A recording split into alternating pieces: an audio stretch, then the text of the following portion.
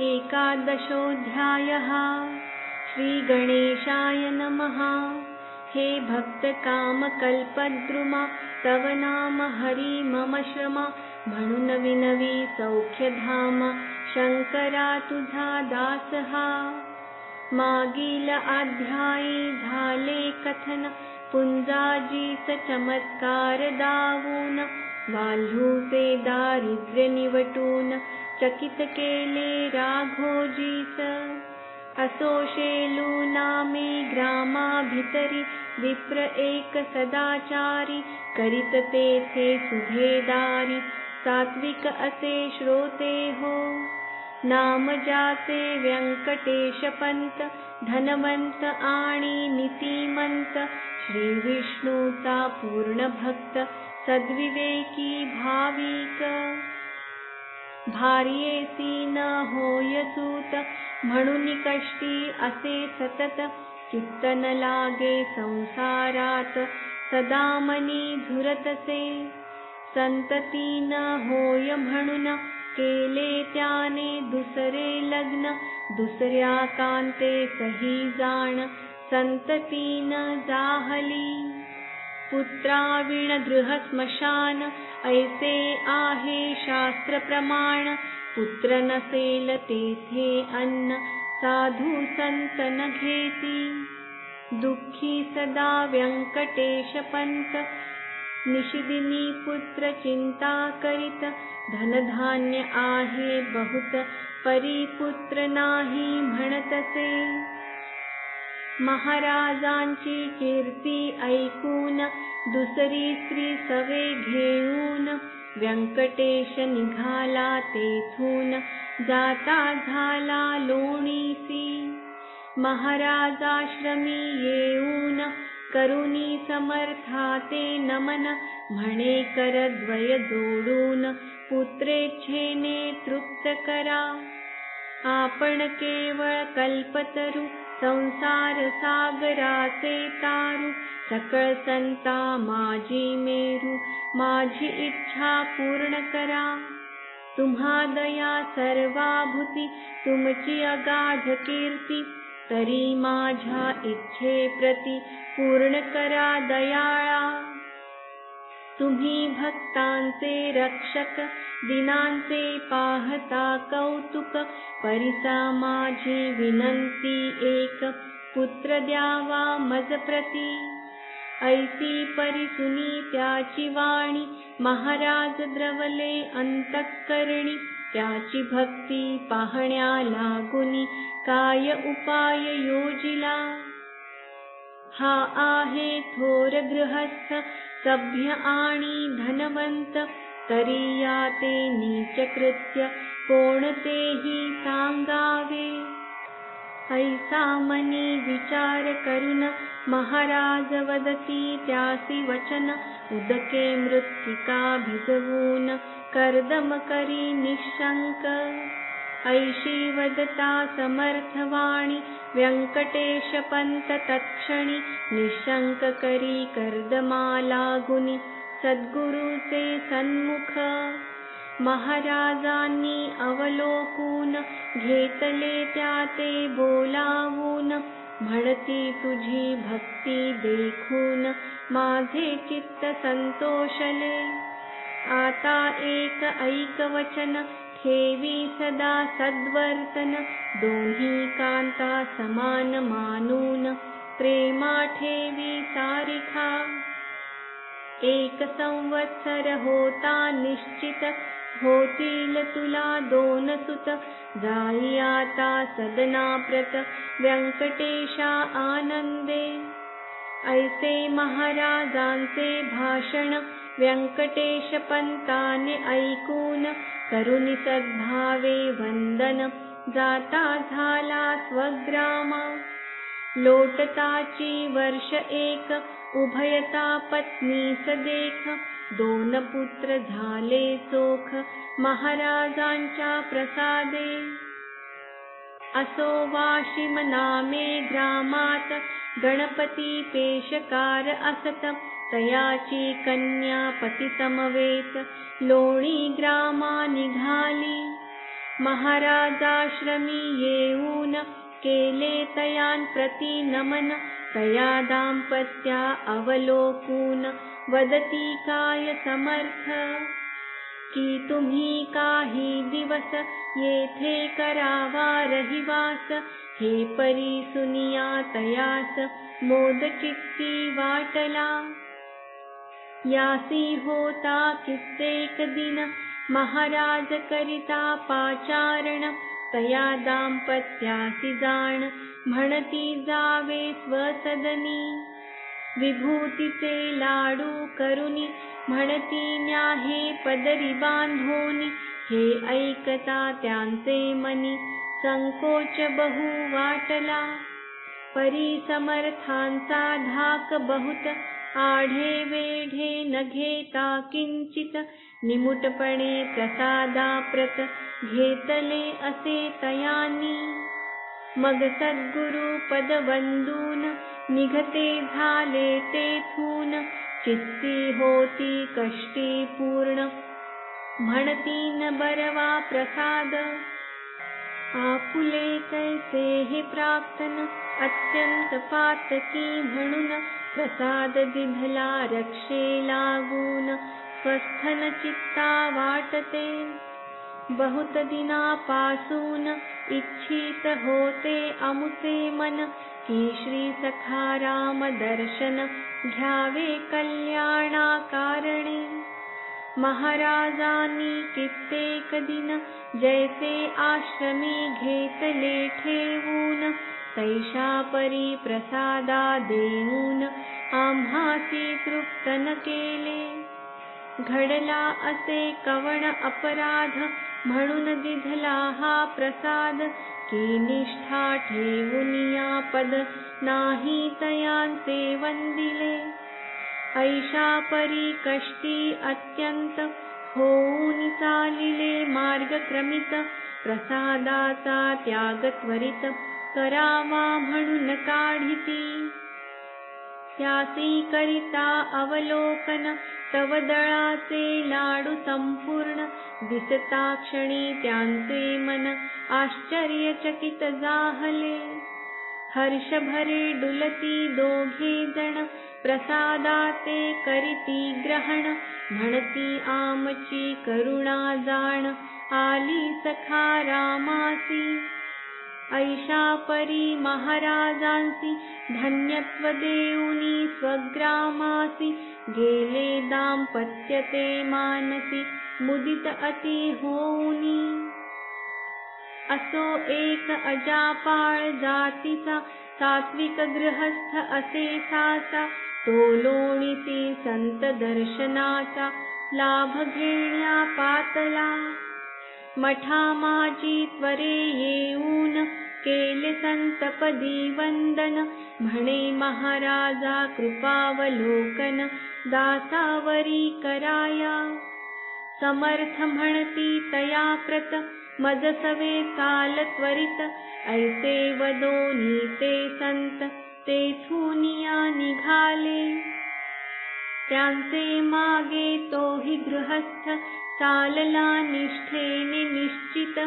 ग्रामाबाहेर येता समर्थ मृत श्वाना देखती.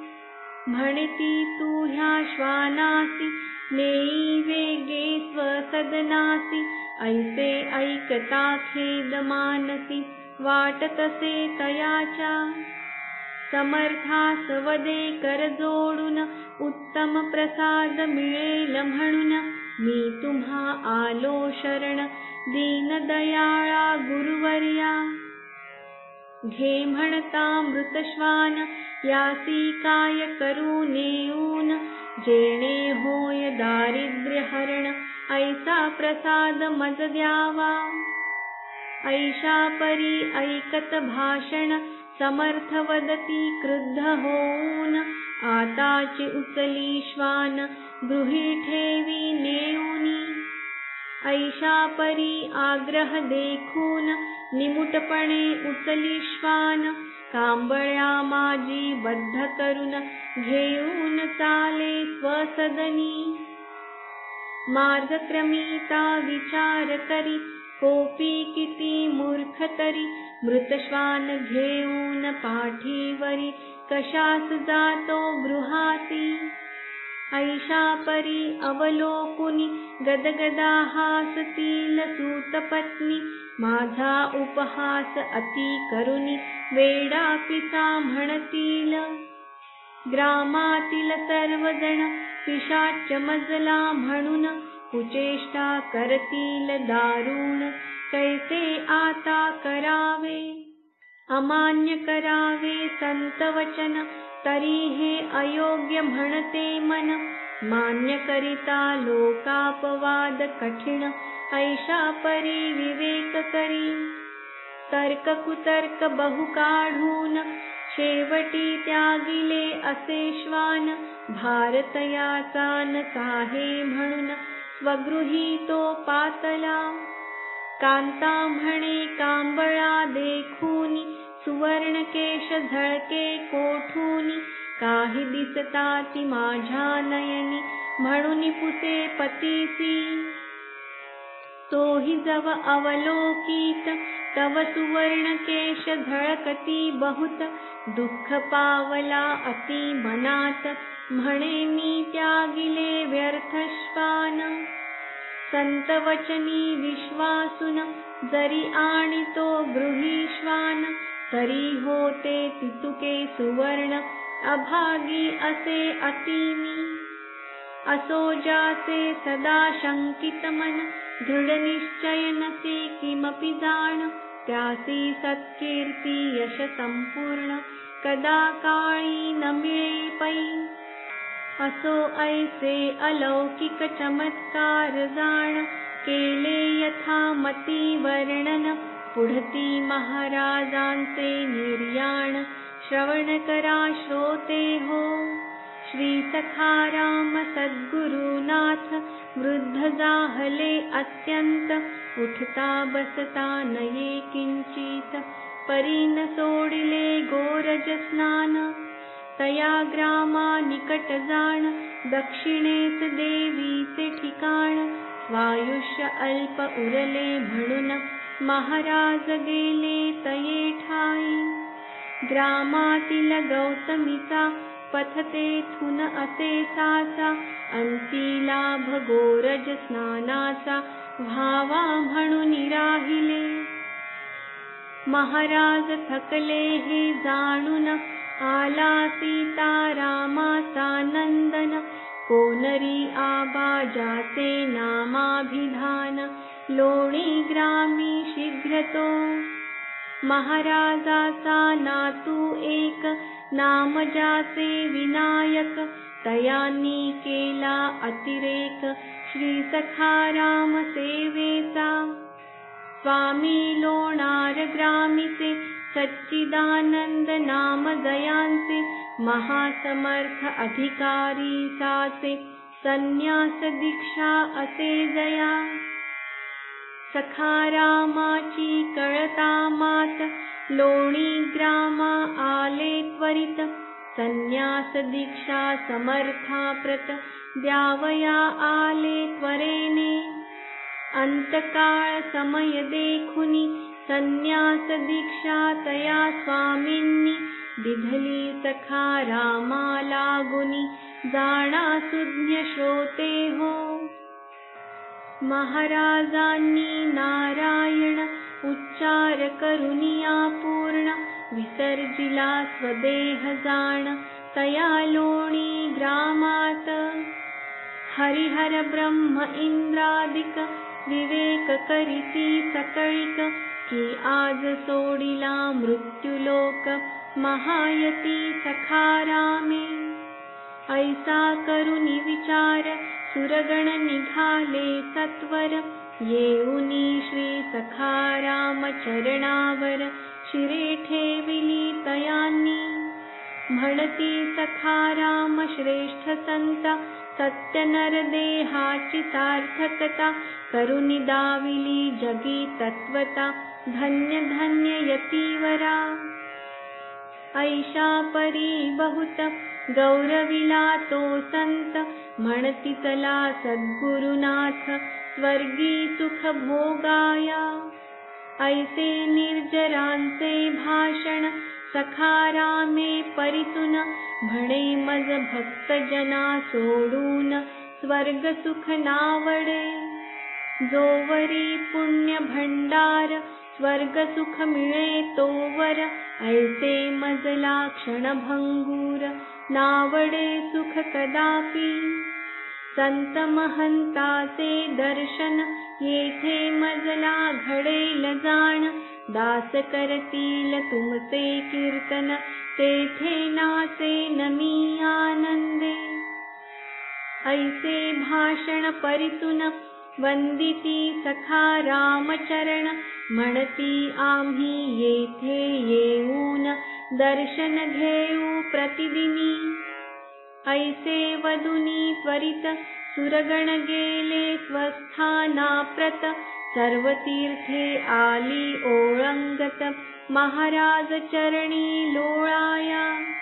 गंगा भागीरथी आदी करून, यमुना सरस्वती कावेरी जाण, म्हणती दुष्ट पातकी जन करीती स्नान अमुच्या जली.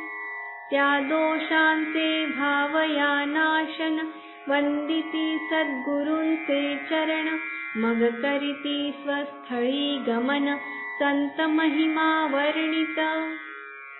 असो ते सखा राम सज्जन, त्यागिते झाले स्थूल देहा लागून, जैसा शेष टाकी स्वकात जाण दिव्य शरीरा घेऊनी. अथवा वसंत ऋतू माझी जाण, वृक्ष जुनी पर्णे त्यागून, धारण करितो नूतन तैसे केले सखा रामे.